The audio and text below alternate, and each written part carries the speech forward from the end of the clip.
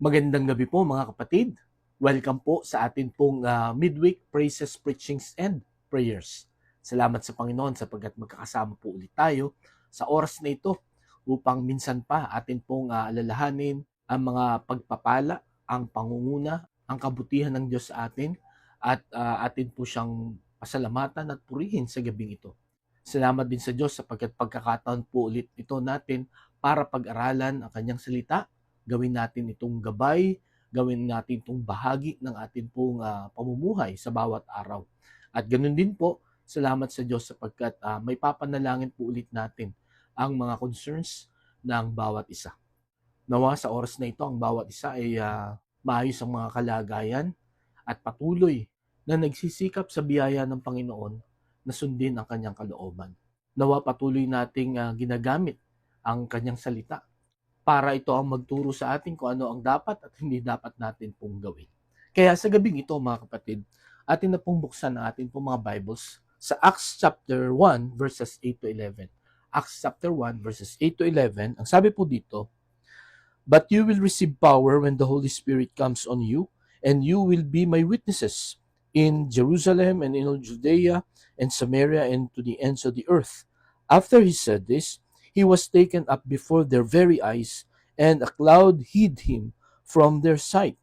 They were looking intently up into the sky as he was going, when suddenly two men dressed in white stood beside them.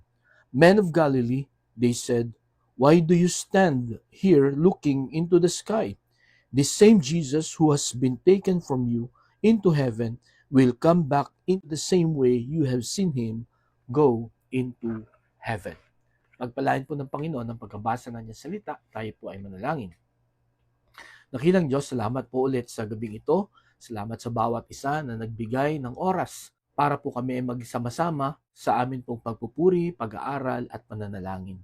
Ngayong gabi, Panginoon, minsan pa inyo pong mabuksan ang puso't isipan namin para maunawaan namin ang inyong salita. Makita namin ang kahalagahan nito sa amin pong buhay. Samahan mo na kami sa aming pag-aaral. Ito ang aming dalangin sa pangalan ni Jesus. Amen. Ayon po sa Philippine Statistics Authority, ang Pilipinas daw po ang may pinakamarami na overseas workers. Ano po? Ayon po sa survey as of 2025, ay meron pong 2.19 million overseas workers ang nakadeploy ngayon sa iba't ibang bansa.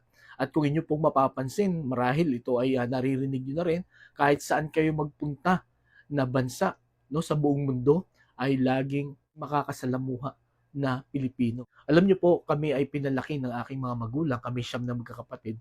Pinalaki po kami ng aming mga magulang na lagi nilang sinasabi sa amin, para umasenso ang buhay mo, para umayos ang iyong buhay, makabili ka ng sarili mong mga properties, kailangan mong mag-aral ng mabuti at kailangan mong mag-abroad.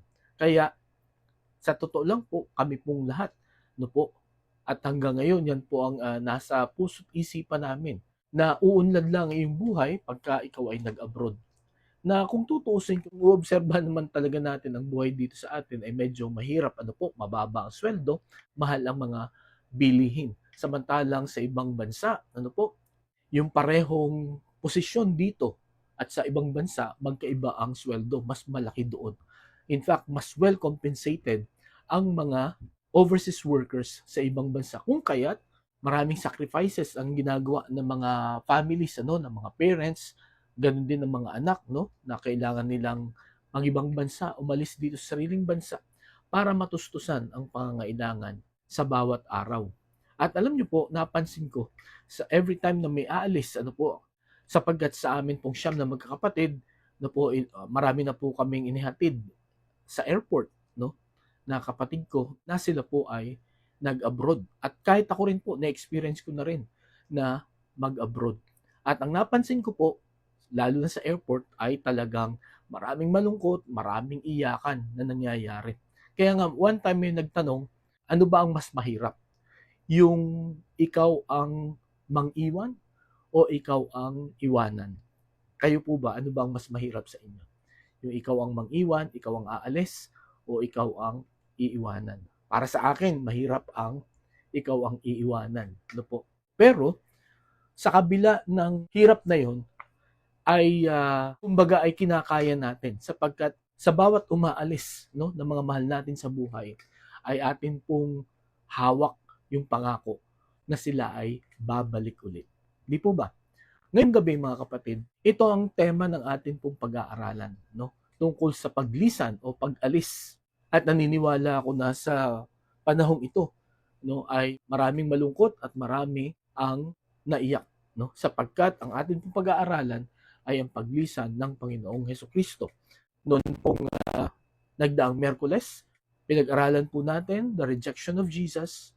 Last Wednesday, pinag-aralan naman natin the resurrection of Jesus. At ngayong gabi, atin pong pag-aaralan the remarkable ascension of Jesus. The remarkable ascension of Jesus, ang nakakamangha na pag-akyat ng Panginoon sa langit.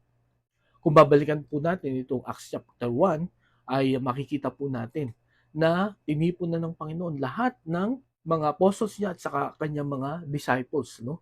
Yung kanyang 12 na lalabing isa na lang na pinili at lahat ng mga tagasunod niya. Sapagkat ito na yung huli na kanilang pagkikita. Dito sa verses 8 to 11, nakita po natin na pagkatapos niyang sinabi yung kanyang ipinapagawa no, sa mga tagasunod niya, ang sabi po dito sa verse 9, after he said this, he was taken up before their very eyes, and a cloud hid him from their sight. Siya po ay, kumbaga dahan-dahan na umakyat sa langit hanggang sa siya ay matakpan na ng ulap. Marahil ang tanong natin, bakit ba kailangan umakyat pa ang Panginoon? Bakit pa kailangan mangyari ang mga bagay na ito?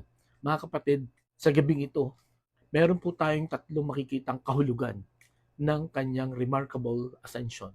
No? Bakit siya umakyat doon? Ano ang ibig sabihin nito para sa atin na naiwan? Na nawa, katulad po, marahil ng naranasan nila, ay nawa maranasan din natin na magpatuloy sa atin pong pagsunod sa Panginoon, magpatuloy sa atin pong paglilingkod sa Kanya hanggang sa Kanyang muling pagbabalik.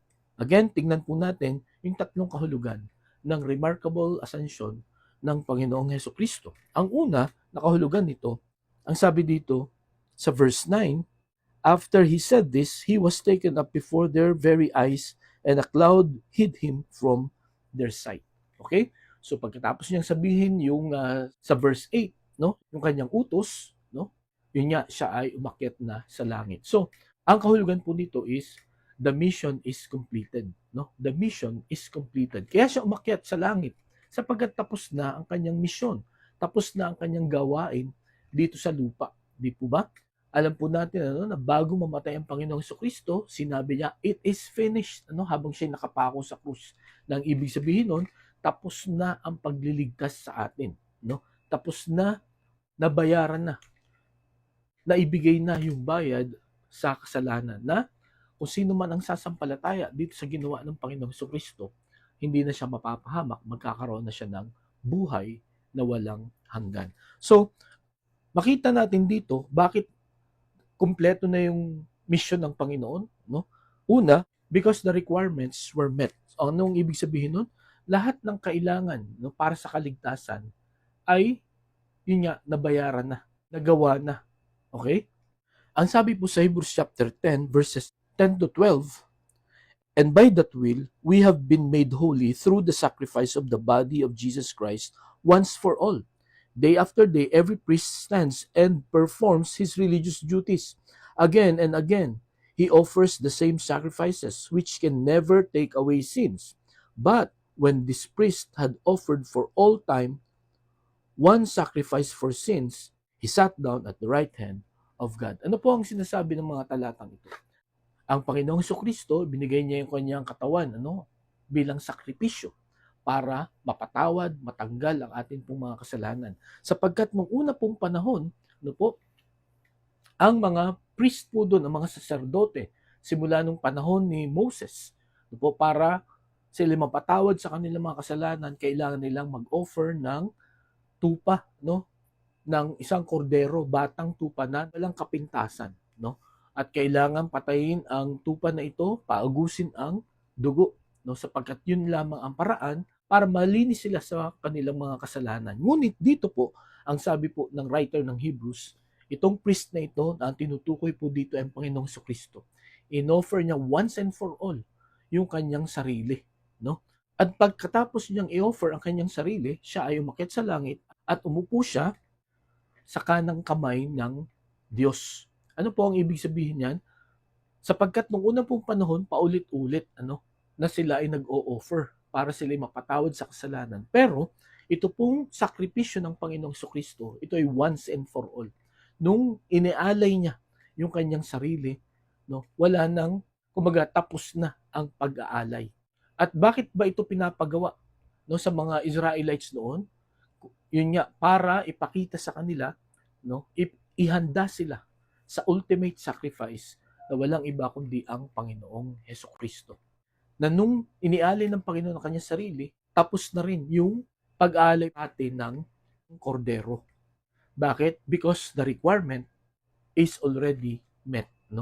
Yung kailangan para tayo po ay mapatawad sa ating pong mga kasalanan once and for all ay naibigay na, naipagkaloob na. At yun nga po ay ang sakripisyo ng ating pong Panginoon. Kaya, umakyat na ang Panginoon sa langit because His mission is completed. Okay? Hindi lamang the requirements were met, but His mission is completed because of His return to the throne. Because of His return to the throne. Siya ay bumalik na hindi lamang sa pintuan ng langit or sa sala ng langit, kundi siya ay nagpunta sa trono.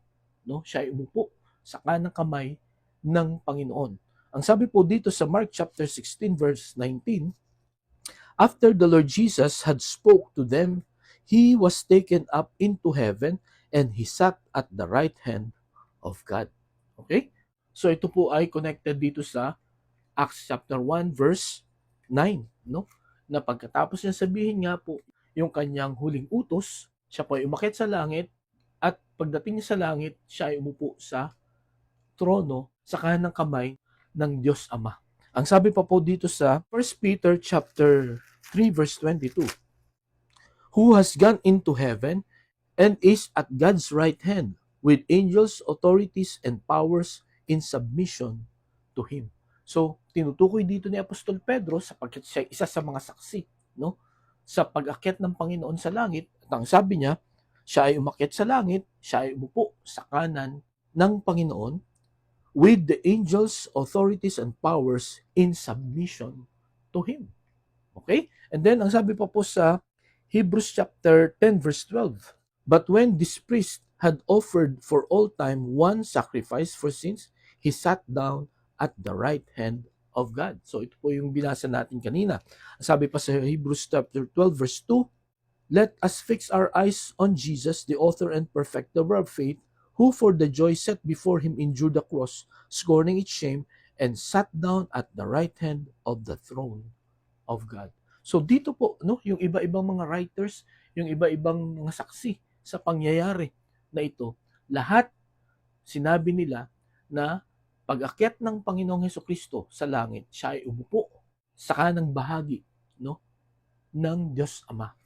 Ano po ang ibig sabihin ng pag-upo niyang yun? Ang ibig sabihin, tapos na ang kanyang misyon. He became victorious. Nagtagumpay siya sa kanyang layunin sa pagpunta niya dito sa lupa. Kumbaga lahat ng trabaho dito sa lupa na dapat niyang gawin ay natapos na niya. Wala siyang back job. At salamat sa Panginoon sapagkat hindi umalis ang Panginoon dito sa lupa hanggat hindi tapos ang lahat ng requirements para po sa ating kaligtasan. At nung natapos nga ito, siya po ay umakyat na sa langit. So yun po ang unang kahulugan na makikita natin kung bakit very remarkable ang ascension ng Panginoon. Because that means His mission is completed. Okay? And then, ang pangalawa na makikita po natin, the ministers are capable. The ministers are capable. Ang sabi po dito sa verse 8 ng chapter 1 ng Acts, but you will receive power when the Holy Spirit comes on you, and you will be my witnesses in Jerusalem and in all Judea and Samaria and to the ends of the earth. So lahat nung iniwan niya, lahat nung inutusan niya ay merong kakayahan sa paglilingkod sa Panginoon. Bakit po? Sapagkat una, because of the presence of the Holy Spirit. Ang sabi dito, but you will receive power when the Holy Spirit comes on you. So magkakaroon ka lang ng kakayahan pagka dumating na ang banal na spirito sa inyo. At makikita natin yan na after 10 days ng ascension, dito sa chapter 2, ay dumating nga ang banal na spirito. At because of that, no, itong mga fisherman na ito, itong mga ordinaryong mga tao na ito, bigla silang naging marunong. Bigla silang lumakas ang loob nila, no, sa pagbabahagi ng salita ng Panginoon. Samantalang, nung kasama nila ang Panginoon, silang lahat ay matatakotin. In fact, nung hinuli ang Panginoon, iniwan nila ang Panginoon, nagtakbuhan sila. At nung namatay ang Panginoon, akala nila ay hindi na siya mabubuhay, no? Sila ay bumalik sa kanilang dating trabaho. Pero salamat sa Diyos sapagkat napakatyaga ng Panginoon sa kanila, no? Na sa kabila na hindi pa ganun kalalim ang kanilang paniniwala sa Panginoon, ay talagang sila ay pinagtiyagaan na turuan ng Panginoon. At ganun din po sa atin, ano po. Many times marami pa rin tayong sinusuway, no? Many times matigas pa rin ang ating mga ulo. Pero salamat sa Diyos sapagkat siya po ay tapat, siya po ay matyaga sa atin. Ginagabayan pa rin tayo sa tamang daan. Okay? So dito makikita po natin na yung mga tagasunod niya ay kakayanin na ipahayag na maging saksi, no po, sa kung ano man ang ginawa sa kanilang ng Panginoon at kung ano man yung pinapasabi sa kanila ng Panginoon, magagawa nila ito because of the presence of the Holy Spirit, no? Ang sabi niya sa John chapter 16 verse 7, "But I tell you the truth, it is for your good that I am going away. Unless I go away, the counselor will not come to you, but if I go, I will send him to you." Okay? So, sabi ng Panginoong Kristo, ito ay the night before na siya ay hulihin, ang sabi niya, kailangan kong umalis, no? Para maisugo ko itong tagapayo or ang banal na spirito. And then, ang sabi pa niya sa John 14:26, "But the Counselor, the Holy Spirit, whom the Father will send in my name, will teach you all things and will remind you of everything I have said to you." So, ang banal na spirito ang magpapaalaala lahat ng mga itinuro ng Panginoon, no? Sapagkat itong mga apostol na ito, no, ay mga malilimutin. In fact, 3 beses na sinabi ng Panginoon na siya ay papahirapan, siya ay mamamatay, and then after 3 days, siya ay mabubuhay na maguli. At nung nangyari nga itong mga bagay na ito, nung siya ay namatay, nalimutan ng mga apostol, no, na after 3 days, siya ay mabubuhay na maguli. Kaya lahat sila ay gulat na gulat nung hindi nila makita ang Panginoon sa kanyang libingan, no? So kailangan pa talagang paulit-ulitin. And many times ganyan din po tayo, no? Maraming pangako ang Panginoon sa atin. In fact, na-experience na natin yung katotohanan ng kanyang pangako. Pero pagka tayo po ay dumaan sa mga pagsubok, sa mga alanganing sitwasyon, nakakalimutan natin na panghawakan yun. Bumabalik tayo sa pagtitiwala natin sa ating alam, sa ating kakayahan, or sa dati nating mga paraan na ginawa. Kaya madalas tayo po ay pumapalpak.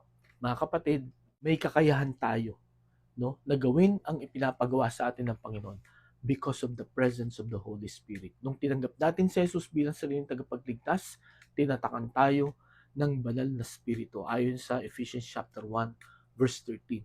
Bakit tayo tinatakan? Bakit nasa atin ang banal na spirito? Ang sabi ng Panginoong Kristo dito, to teach us all things that the Lord has taught, no? Lahat ng itinuro ng Panginoon ay ipapaalala sa atin ng banal na spirito. Sabi pa sa John 16:13, "But when the Spirit of truth comes, He will guide you into all truth. He will not speak on His own, He will speak only what He hears, and He will tell you what is yet to come." Okay? Gagabayan tayo ng banal na spirito sa lahat ng katotohanan.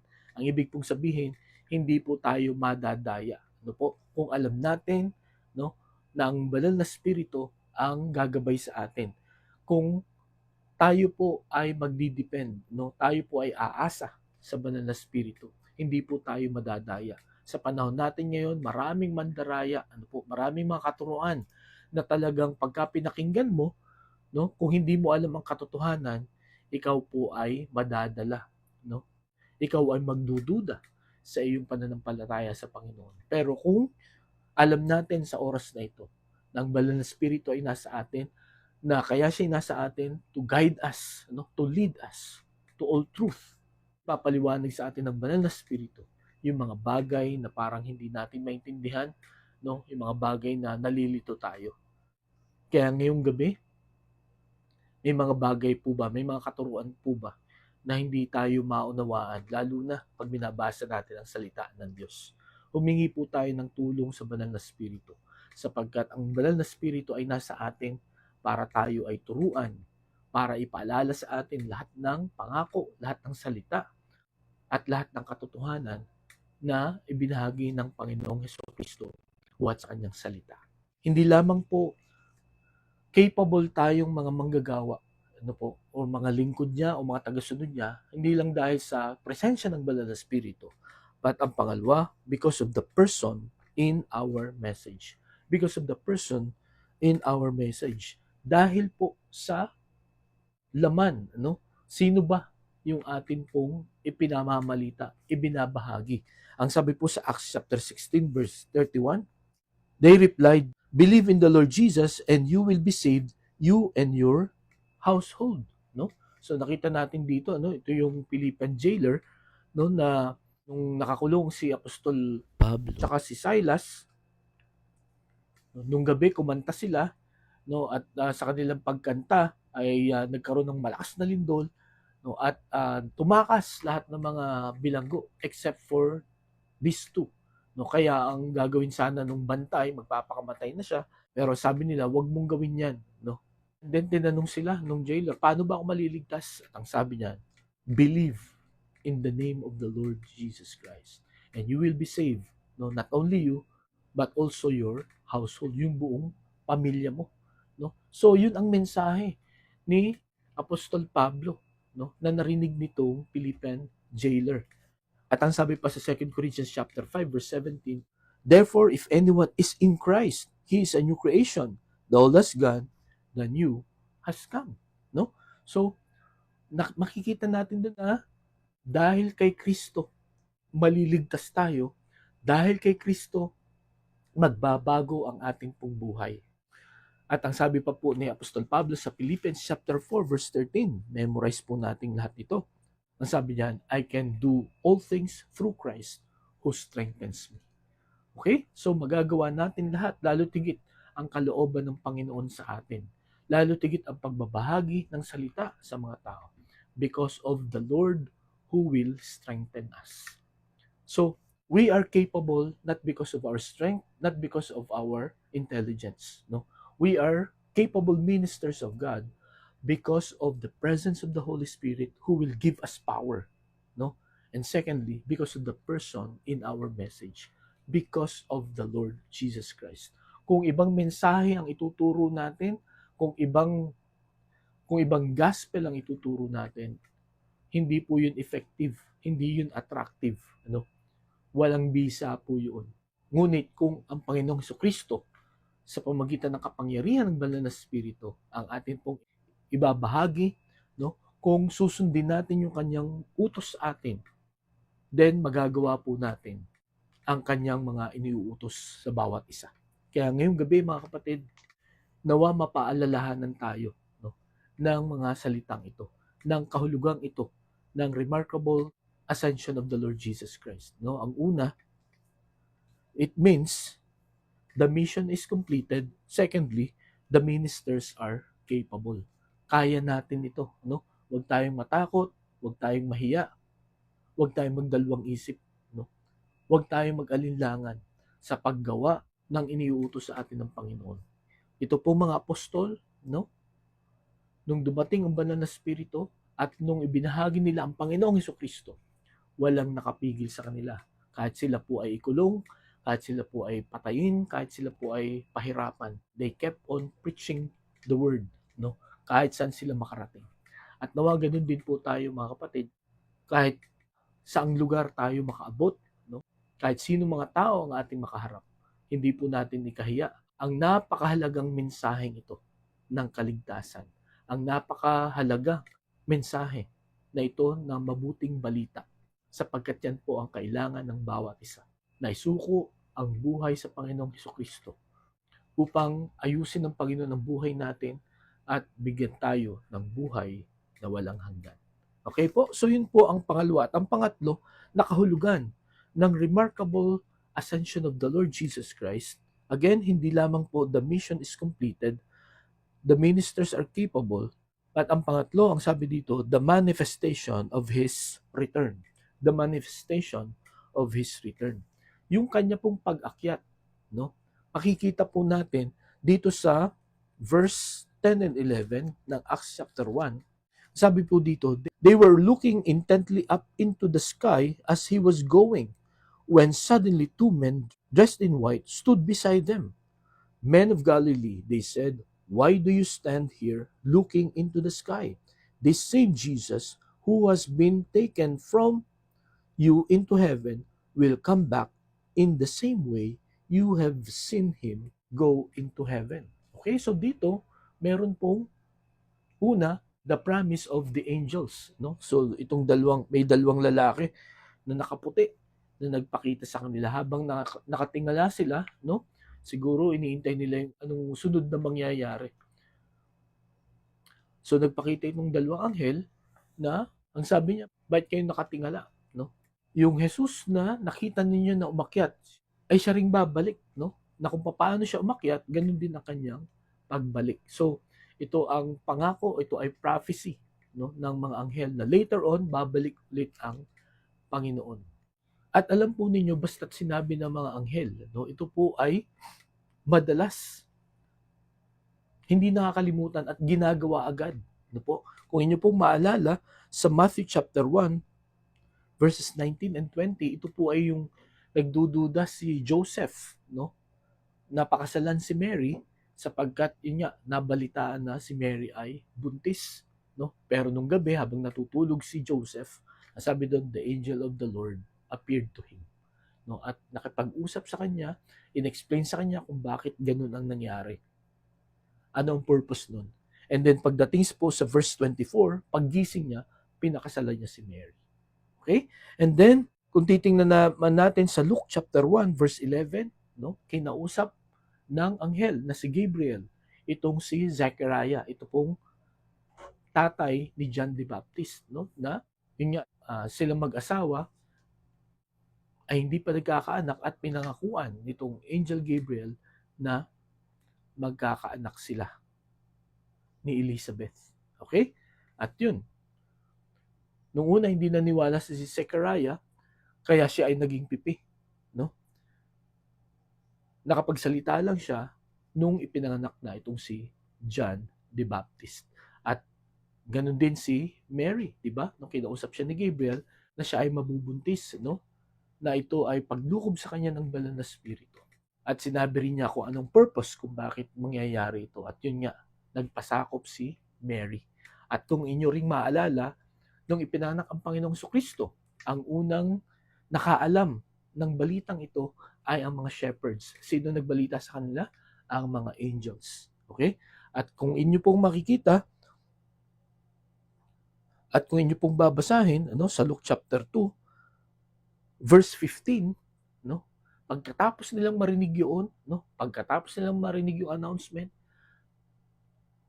sinunod agad nila, no? Hinanap agad nila ang Panginoong Hesukristo na nasa sabsaban. So, nakita natin yung effect pagka inutusan ng Panginoon yung mga angels na magdala ng magandang balita. At ito ang balita ng mga angels dito po sa mga apostles, no? Na yung Kristo, na yung Jesus na inyong nakitang umakyat, siya ay babalik ulit, no? Hindi kayo totally i-abandon, no? Kundi siya ay babalik ulit. At sinabi ng Panginoon kung bakit kailangan niyang umakyat, no? Sabi sa John chapter 14, ipaghahanda niya tayo ng matitirahan. Lahat ng mga sumasampalataya sa Panginoon ay ipaghahanda niya ng titirahan dun sa langit, at pagkatapos niyang ipaghanda, saka siya babalik. Kaya naniniwala akong mga kapatid ngayong gabi, kung tinanggap natin si Jesus bilang sariling tagapagligtas, meron na po tayong bahay dun sa langit, no? Na ito po ay ginawa hindi ng mga anghel, hindi ng mga magagaling na mga architect at karpintero dito sa lupa, kundi ang gumawa nito ay ang Panginoong Hesukristo. Kaya napakaganda po nito, ano? Paano tayo magkakaroon ng bahay sa langit? Isa lang po. Suko natin ang buhay natin sa Panginoong Kristo, tanggapin natin siya bilang sariling tagapagligtas. At ang pangako niya, hindi na tayo mapapahamak, magkakaroon tayo ng buhay na walang hanggan. Okay? So yun po ang makikita natin, no? Dito sa manifestation ng kanyang pagbabalik. Una, yung pangako nga ng mga anghel, the promise of the angels. And then, ang pangalawa na makikita po natin ay the power to endure. No? The power to endure. Because of this promise, no? Because of this manifestation, because of this message, no po, na ang Panginoon ay babalik ulit. No? It give us the power to endure. Nagbibigay po ito ng lakas para tayo po ay magpatuloy, no? Na sa kabila ng maraming pagsubok, sa kabila ng maraming kapighatian, maraming suffering, no? Sa atin pong pagsunod sa Panginoon, tayo po ay nagpapatuloy, hindi po tayo nadi-discourage, no? Or kung tayo man ay ma-discourage, tayo babalik ulit dahil muling babalik ang Panginoon. Ang sabi nga po sa James chapter 5 verse 8, you too be patient and stand firm because the Lord's coming is near. No? Simula dito sa verse 7, be patient then, brothers, until the Lord's coming. See how the farmer waits for the land to yield its valuable crop, and how patient he is for the autumn and spring rains. You too, be patient and stand firm, because the Lord's coming is near. So malapit nang dumating ang Panginoon, kaya kaunting tiis na lang, no? Hindi ko po alam kung ano ang inyo pong nararamdaman, kumusta na ang inyong mga pananampalataya sa gabing ito. Hindi ko po alam kung gaano ito kalakas o ito po ba ay nanghihina na o paandap-andap na. Mga kapatid, ang kahulugan kung bakit po very remarkable ang pag-akit ng Panginoon sa langit sapagkat may pangako, may pahayag na siya ay muling babalik. At nawa ito po ay magbigay sa atin ng lakas, no? Na talagang magtiis, magtiyaga, no? Sapagkat ang sabi ng Panginoon, may gantimpala, no po, ang makakapagtiyaga hanggang sa huli. Kaya sa gabing ito, kung meron po sa atin ang parabang nadi-discourage na, nanghihina na sa kanyang pananampalataya, nawa ang mensaheng ito, no po, ang katotohanan, ang kahulugan ng kanyang pag-akyat sa langit ay magbigay sa atin ng kalakasan, kasiglahan, magbigay sa atin ng excitement, no? Na sa ating paghihintay sa muling pagbabalik ng Panginoon, tayo po ay mag-double time na sa paggawa ng mga bagay na iniuutos po sa atin ng Panginoon. Again, kung titingnan po natin ang kapaligiran natin, yung mga kaguluhan, itong mga kahirapan na ito po ay nakalagay sa Biblia, sa Matthew chapter 24, no po, sinabi ng Panginoon itong mga tandang ito, pag nakita ninyo, ibig sabihin malapit na akong dumating. Kaya mga kapatid, ano pong paghanda ang ginagawa natin sa muling pagbabalik ng Panginoon? Nawa matagpuan niya tayong lahat na ginagawa po natin na nagtatapat sa Kanya at sinisikap natin sa biyaya ng Panginoon at tapusin ang mga pinapagawa niya sa bawat isa sa atin. Tayo po'y manalangin. Dakilang Diyos, salamat po sa paalala ng iyong salita. Salamat po sa kahulugan ng pag-akyat ng Panginoong Hesus sa langit. Nawa, Panginoon, ito ay magbigay sa amin ng panibagong sigla, panibagong lakas sa paglilingkod sa inyo, sapagkat ito'y may pangako. Sapagkat hindi lang dahil sa natapos na ang misyon ng Panginoong Kristo, hindi lang dahil sa meron kaming kakayahan na maglingkod sa inyo because of the Holy Spirit and because of the person in our message and also the manifestation of the return of Jesus. Salamat po, Panginoon, sapagkat ayon sa inyong salita, babalik muli ang Panginoon. At lahat po ng mga pangako ng inyong salita, lahat po ito'y natupad na. Ito na lang huling bahaging ito ang amin pong hinihintay. Kaya Panginoon, muli, nawa ito ay magbigay ng katatagan at kasiglahan ng amin pong pananampalataya. Salamat po, Panginoon, ito aming dalangin sa pangalan ni Jesus. Amen. Maraming salamat po sa inyong pakikinig. Pagpalain tayo ng Panginoon, patuloy tayong mag-ingat at magandang gabi po sa bawat isa.